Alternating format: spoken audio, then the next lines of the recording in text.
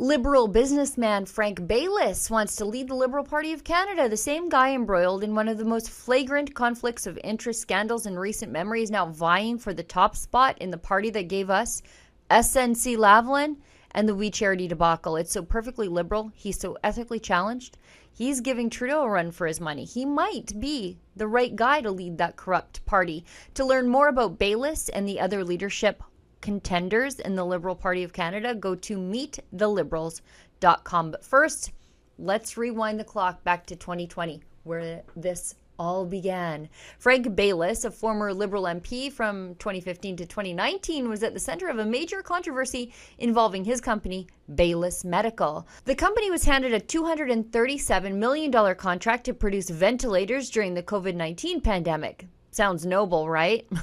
Wrong. Baylis was no longer an MP, but he was still deeply entrenched in the Liberal network, and that contract, it was awarded without competitive bidding. Let's call it what it was. It was a sweetheart deal for a Liberal insider. Now let's dive deeper into the details of this scandal, which will only infuriate you the more that you learn. The ventilators in question, known as VFC 560, were described as new and had not been approved in any jurisdiction at the time the contract was awarded. And yet, somehow, and I think we know what that somehow is, Baylis Medical was selected as a key subcontractor through FTI Professional Grade Inc., a consortium formed to fulfill the government's alleged urgent need for 10,000 ventilators. Now, this obviously raises serious questions about the safety and efficacy of the devices procured for nearly $250 million. Now, what's more, the Canadian government reportedly overpaid for these ventilators by up to $100 million. Each unit cost taxpayers $23,700, a far cry from the much lower prices on approved models from competitors like Medtronic. You see, the problem with Medtronic was that it wasn't owned by a former Liberal MP. Was this about saving lives or lining the pockets of Liberal insiders? But wait, there's more, because there's always more with these Liberals. Then Baylis got a contract to maintain the ventilators to the tune of $4 million. Then there's the matter of conflict of interest. Frank Bayliss had only recently left politics after serving as a Liberal MP from 2015 to 2019. Now, under the Conflict of Interest Act, former MPs are prohibited from taking improper advantage of their previous office. But with Baylis Medical receiving this lucrative and inflated contract, it's hard to ignore the appearance of favoritism, right? After all, Baylis had been a donor to the Liberal Party, and of course, internal memos suggest there was direct communication between his company and government officials. How very, very convenient. Baylis himself appeared before the House of Commons Ethics Committee, where he denied any backroom dealings or influence peddling, despite those direct communications. I understand that I'm a past member of Parliament and things will be politicized, and that there's people that will see there's a political gain to be had by that. I understand that. I'm not naive. I can tell the Canadian people, and I can state unequivocally, I did not use any relationships to try and get any contract for anything. I've not done that. And not only that, I'm very proud of what we've accomplished. I'm very proud. There's been a number of statements, as you said, Mr. Fergus. First of all, there's been 14 contracts, not one or two, 14 separate contracts for ventilators and accessories. And Mr. Jameson's contract and FTI ventilators for Canadian is just one of 14. So this idea that it was single sourced, these are falsehoods that have been spread, if I could say that.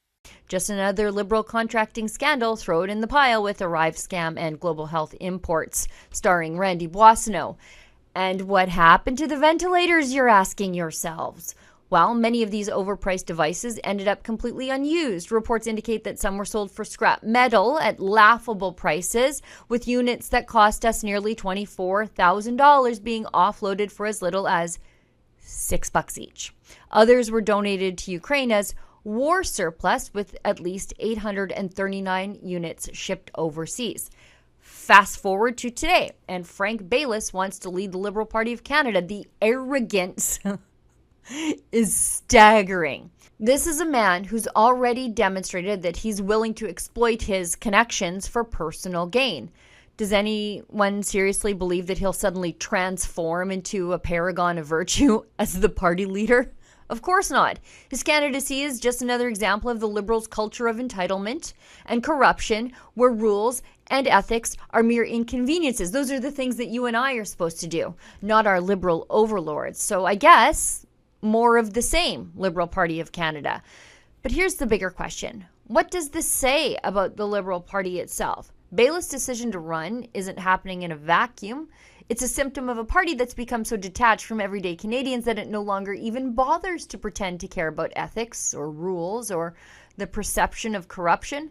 From Justin Trudeau's multiple ethics violations to the We Charity scandal to a Rive scam to global health imports, the Liberals have made it clear that accountability is just a foreign concept to them. That when Canadians are starving in food bank lines, the Prime Minister finds $250 million for his friends. Obviously, the relevant authorities need to follow up on this and get to the bottom of exactly how this unacceptable situation happened. In the meantime, on this side of the House, we're going to continue to focus on making life more affordable for Canadians. When you say you don't know how much money your family has got from the We Group, you've had a month to look into that. You knew you were going to testify here.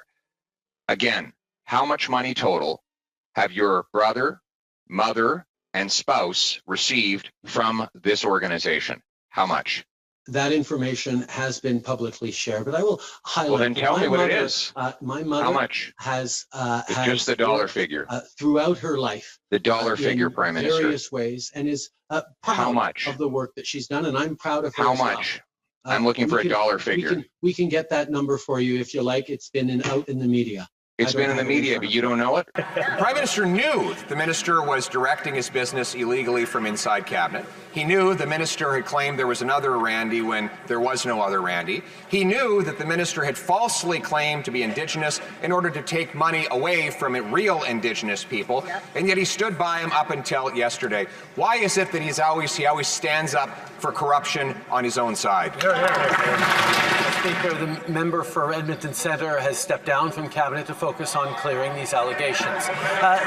Baylis is just the latest in a long line of insiders who think they're above the rules. And let's talk about what this means for Canada. The Liberal Party is still the governing party. Their leader will likely be the next Prime Minister unless Canadians fully wake up and demand better. Do we really want someone like Frank Bayliss at the helm? Someone who's already demonstrated that he's more interested in serving himself than serving Canadians. This is a man who benefited from backroom deals and insider connections. How can we trust him to make decisions fairly in the best interests of our country? Let me be clear, this isn't just about Frank Bayliss.